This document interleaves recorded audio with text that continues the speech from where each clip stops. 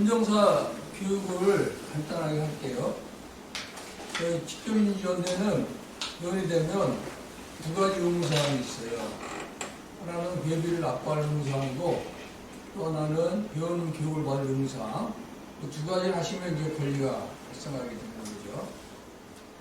오늘 제목은 헌정사 살펴보는 대한민국 100년사가 됐어요. 대한민국 민주공화국이다. 이 노래는 다 아시죠?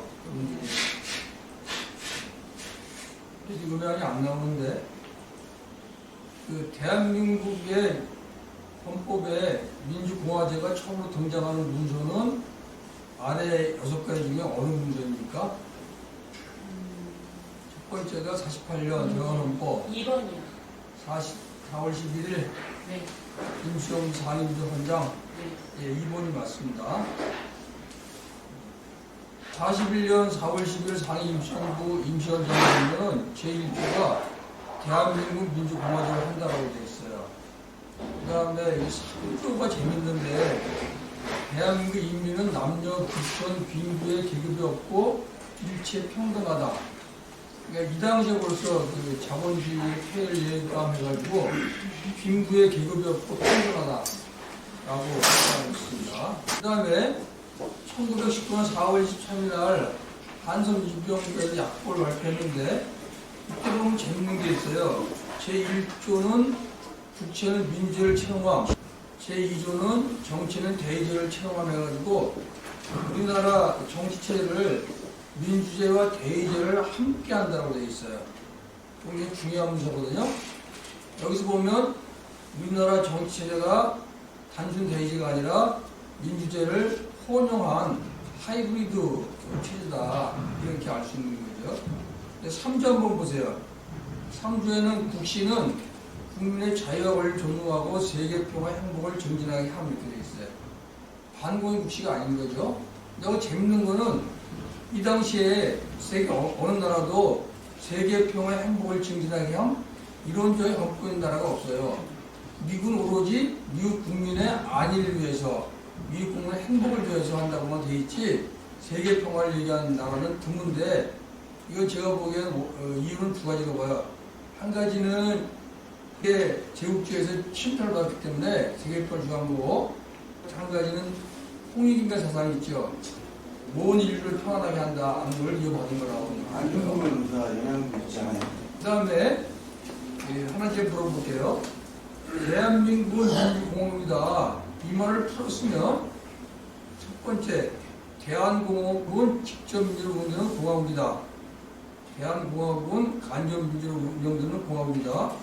대한공화국은 간접 직접민주로 운영되는 공화국이다. 이 세 개 중에 어느 겁니까? 3번. 1번 직접민주제, 3번 여기 대한민국이라는 말이 있죠. 대한민국에서 민국의 공화국이라는 말이에요. 대한공화국은 민주공화국이다 이렇게 썼던 거예요. 그 당시에 민주공화국이라는 말을 쓴 나라가 없어요. 우리만주도 대한공화국은 민주공화국이라고 표현했어요. 근데 이 당시에 대의제는 보통 공화국을 대의제라고 얘기하는 거예요. 그러면 이 민주공화국이라는 말은 민주 대의제 이렇게 되어 있는 거예요. 그래서 이 정답은 세 번째 대한공화국은 간접 직접민주로 운영되는 공화국이다. 이런 뜻이 되는 거예요. 이후에 직접민주 요소는 국민투표제, 국민소환제, 국민발안제가 결합되면서 최근에는 이제 보편적이 됐죠. 이 당시에는 이런 이상을 가진 나라가 굉장히 드물었고 우리나라가 기록에 의하면 유일하지 않느냐 이렇게 주장하는 사람도 있어요. 저희 직접민주연대 5대 목표 사항을 보시면 세 번째 이런 말이 있어요. 국민주거 민생복지 개헌, 직접민주제 개헌을 추구하면서 민생복지하고 직접민주를 추구한다고 되어 있어요. 임시원장 강국강령을 개정해서 민주적 사회국가를 건설하고 있다. 민주적 사회국가란 말이 민주적으로는 직접민주를 얘기하고 사회국가는 사회복지국가를 얘기해요. 그래서 강국강 직접민주하고 민생복지국가 건설을 추구가 있고 우리가 추구하는 것도 민생복지 개헌하고 직접민주의 개헌을 추구하고 있는 거죠. 이 두 개의 목표가 헌정사에서 어떻게 진행되는지 그걸 쭉 보시게 되겠어요. 요거는 무슨 사진이죠? 네, 전봉준. 전봉준이 일으킨 동학농민혁명의 목표가 뭐였는지 간단하게 확인할게요. 이게 전봉준의 동학농민혁명에서 패전개혁 12조라는 걸 만들었는데 그 내용이에요. 제일 위에 보면은 동학교도와 정부는 서중에 협력할 것. 동학교도하고 정부가 정치를 같이 한다는 거예요. 이건 직강소예요. 직강소에서 직접민주제를 실제로 실현을 했죠. 그리고 밑에 내려가면 노비문도 소각, 평등을 주장하고 있는 거고, 쭉 내려가면 토지 평균 분착이라는 게 무슨 뜻이에요? 토지를 평균적으로 서로 공평히 나눠가지고 넘어진다 이런 뜻이에요. 그래서 동학 패전 개혁 12조의 핵심 내용은 두 가지예요. 하나는 직강소를 만들어서 직접 민주정치를 한다는 게 한 가지고, 또 한 가지는 노비문서 폐지, 토지 평균 문제를 통해서 평등한 사회를 만들어간다 라고 해서 이것도 지금 말로 하면 사회복지, 민생복지로 가는 거고 하기 때문에 동학패전 개혁 12조에 나온 내용들은 축약하면 직접민주제와 민생복지 이 두 가지다 이렇게 요약할 수 있는 거죠. 자, 요거는 이게 무슨 사진인가요? 예, 아래 거는 그 무장항쟁하던 그 국립군들 사진이고 위에 거는 그 3.1운동 그 사진이에요. 자, 여기 보시면 건강용도 비슷해요. 건강용 3중에 보면 직접 참정권, 공무원 파면권, 국민 입법권이 있어요. 뭐 직접 민주 요소인 거죠. 그 다음에 12세 이상 고등교육 무상, 농협농민 의료 비무료, 교통, 통신, 전기, 은행은 국영 또는 공용으로 함. 요 밑에 거는 민생복지 내용이죠. 위에 거는 직접민주제죠. 건국강령은 1941년도에 해방되면 해방조국을 이렇게 운영하겠다라고 하는 청사진인데 그 청사진의 핵심 내용이 직접민주에 대한 국가운영과 민생복지를 추구한다. 이 두 가지가 또 공이 나와요. 그 다음에 그 밑에 거는 대한민국 임시원장이에요. 임시원장 정강에 보면은 민족평등, 국가평등, 인류평등, 계획을 선전함. 3조가 빈부의 기업이 없음 일체 평등하면서 일절 평등한 사상을 추구하고 있어요. 요거는 지금식으로 하면 사회복지, 민생복지 이렇게 되는 거죠. 그 다음에 제1조는 대한민국 민주공화정으로 함. 아까 민주공화제 얘기했죠. 직접민주가 들어가 있는 거. 그래서 대한민국 임시헌정에도 마찬가지로 두 가지의 축이 나오는 거죠. 하나는 그 일체 평등한 평등사상에 의한 민주복지국 건설, 또 하나는 직접민주에 의한 국가권력 통제. 이 두 가지가 공이 나오기 때문에 동학서부터 임시원장, 건국강령까지 전부 다 두 가지가 뭐예요? 핵심이. 종합혁명, 대한민국 임시원장, 건국강령을 관통하고 있는 두 가지 핵심 목표가 있어요. 공이 평등한 사회를 만들겠다. 그걸 민생복지로 건설하겠다는 거고 어떻게 할 거냐. 그걸 직접 민주주의에서 하겠다. 하는 걸 명확히 얘기하고 있는 거죠. 오늘 얘기할 그 건정사를 얘기하면 별로 복잡한 키인데 건정사를 아주 간단히 요약하면 건정사는 요 두 개의 사상과 목적이 독재 정권에 의해서 파괴됐다가 민주혁명에서 복원되는 거, 그 과정에서 반복하고 있어요. 그걸 간략하게 설명드릴 거예요. 자, 이 사진은 해방 다음날 홍대에 풀려난 독립사진 사진이에요. 해방 직후에 건준이라고 있죠. 그 여운의 유직한 건국중기위원회 1948년 그 강령의 내용이에요. 강령 내용 보면 중간에 우리는 전 민족의 정치적, 경제적, 사회적 기본 요구를 실현할 수 있는 민주주의 정권 수립을 기함. 여기에 정치적, 경제적, 사회적 기본 요구가 되어 있죠. 그러니까 경제적, 사회적 기본 요구는 평등에 기초한 민생복지국가를 얘기하는 거예요. 정치적 민주주의는 직접민주를 얘기하는 거예요. 그리고 요 밑에 보면 해방 후 최초의 정치단체와 한국 경기도 최초로 지방자치를 시행한 조직을 전국에 140여 개 집을 만들었다. 건주는 민생복지국가 건설을 지방자치로 만들겠다. 하는 걸 표명하고 있는 거예요. 이것도 마찬가지로 또 취약하면 민생복지국가 건설과 직접교수를 포함한다. 이렇게 되어 있는 거예요. 그 다음에 재헌헌법. 재헌헌법은 좀 더 명확히 이걸 설명하고 있어요. 이거는 재헌헌법을 기초한 이진호 박사가 재헌헌법을 풀어 쓴 헌법회의라는 책자 10쪽에 나오는 글이에요. 우리나라 헌법은 국민의 균등한 생활을 보장하기 위하여 특히 노력하였으면, 그러니까 헌법을 만들 때부터 균등한 생활을 보장한다는 거예요. 이건 기회균등이 아니에요. 기회균등은 뭐 시험 보는 기회를 주고 취업 기회를 주고 그런 걸 얘기하는 거예요. 그걸 기회균등이 그래요. 근데 이거는 그게 아니라 결과균등이에요. 국민의 균등한 생활을 보장하겠다는 거야. 그래서 처음부터 평등을 얘기하고 있어요. 즉 우리나라 헌법은 다른 민주국가와 같이 정치적, 법률적으로 민주국가를 수립하고자 했을 뿐만 아니라 경제적, 사회적, 실질적으로 민주국가를 수립하고자 한 것이다. 그래서 경제적, 사회적, 실질적인 국가라고 하는 것은 이거는 사회복지국가, 민생복지국가, 평등한 사회를 얘기하는 겁니다. 그걸 추격하면 재헌헌법은 정치적, 경제적, 민주주의를 동시에 추구했다. 이렇게 설명할 수 있어요. 그걸 좀 더 자세하면 재헌헌법의 특징 첫 번째로 민생복지 사회권을 강조했는데 지금 총각 5주에 보세요. 대한민국은 정치, 경제, 사회, 문화의 모든 영역에 있어서 각인의 자유, 평등과 창의를 존중하고 보존하며 여기까지는 일반적이죠. 근데 그 뒤에 보면 공공복리의 향상을 위하여 이를 보호하고 조정을 우물진다. 앞에 이런 것들이 공공복리 향상을 위해 복무해야 된다는 거예요. 15조는 정확히 나와요. 15조는 재산권은 보장하되 그 행사는 공공복리에 적합하게 행사하도록 제한한다고 되어 있어요. 그래서 내가 재산을 많더라도 그 재산을 내가 먼저 쓰는 게 아니라 어떻게 써야 돼요? 그 재산을 공공복리의 향상을 위해서 써야 되는 거라고 규정하고 그걸 국가가 보호하고 조정한다는 거예요. 제가 그 전에 미국 로스앤젤레스 갔다 온 게 한번 해드렸죠. 거기 해변가에 가면은 해변가 이쪽으로 사람이 빵빵 그래요. 이쪽으로 사람이 한두 명밖에 없어. 왜 그러는지 물어보니까 저쪽은 사유지라는 거예요.